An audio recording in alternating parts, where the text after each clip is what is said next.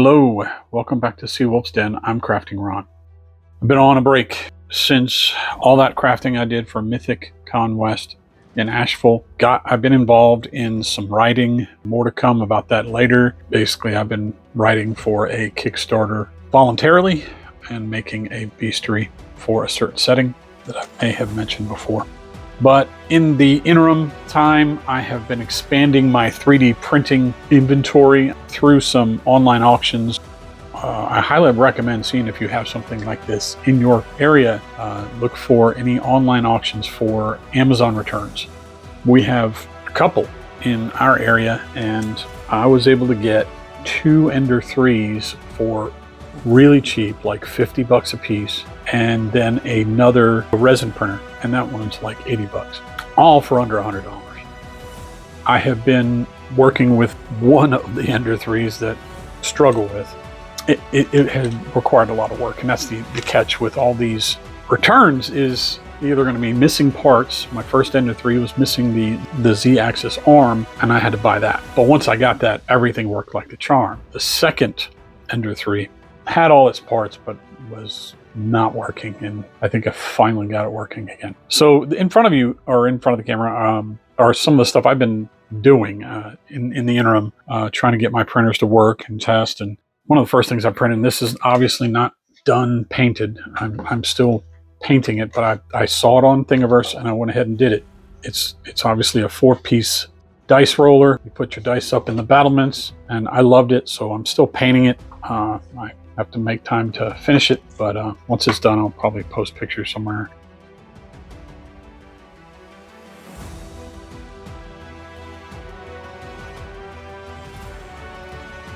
And then I got a visitor ship that I'm still painting and fixing. This is just primed.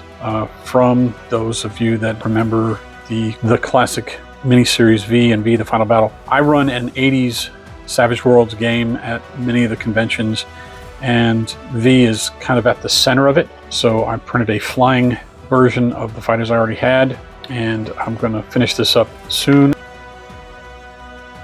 And then print a Savage Worlds organizer that's out there, all free. It's got you see the Savage Worlds logo, and it fits a whole bunch of bennies. And this took like a bunch of time. This is when I realized that the second printer I bought was needing a lot more work than I had given it credit for. And then a box for my Savage Worlds cards, which I had to scale properly.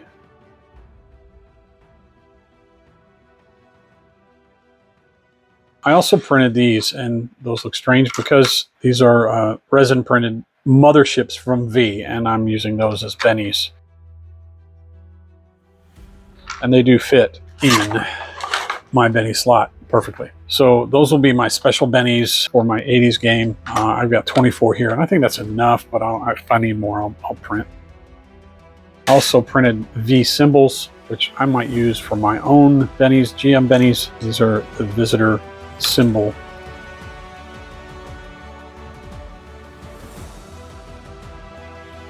So that's what I've been doing. I'm going to do a couple of videos fairly soon about some of the other crafts I've done. I'm not going to throw them away, but just to show and tell and kind of give you a tale. I think I have some pictures that I can show, and I'll just tell you how I made them. I got one particular one I'm about to start. But other than that, after the convention, I was tired and didn't really want to get back into crafting too quickly. Plus, I wanted to really get my writing done, and that's what I'm doing right now. It's finishing up the monster manual, and it's called Antagonists and Abominations. It is a monster manual for Savage Worlds Bloodshadows Kickstarter, which has been delayed quite a bit because the main guy behind it did unfortunately pass away, and his brother's taken over, much to his credit. Seeing that they were struggling, I volunteered to write for it, and they gave me the monster manual. And I'll be honest with you, I have had a lot of fun doing it. I'm doing more than just converting old monsters from the old stuff, because I am doing that, but I'm also creating some of my own. And what I mean by the old stuff is Bloodshadows is an old role-playing game. I may have mentioned it in another video.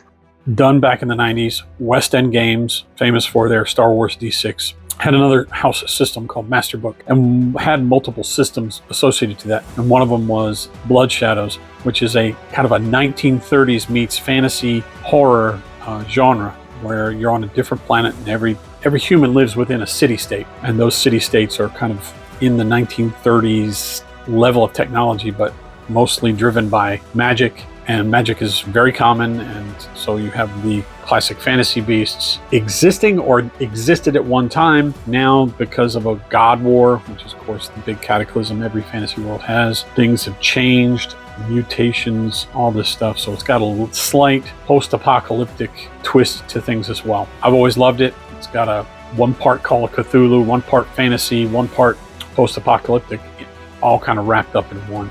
And I was thinking about doing my own Savage Worlds for years, Savage Worlds conversions for years, and then these guys pop up. So I was glad to help them. We'll see how that goes. So keep an eye out for that. I'm really close to finishing that up so that I can get back to crafting. That's where I'm at right now. More videos to come soon. Subscribe, like, follow, and until next time, seek the wolf in thyself.